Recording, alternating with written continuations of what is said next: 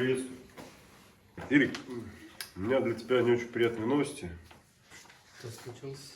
Ну, в связи с пандемией нам приходится сокращать количество сотрудников. И ты попадаешь под этот список. И что в смысле, Ну, не понимаю.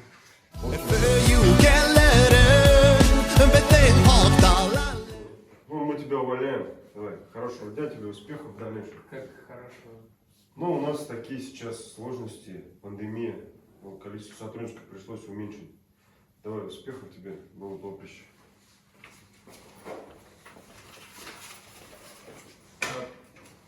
Стойте.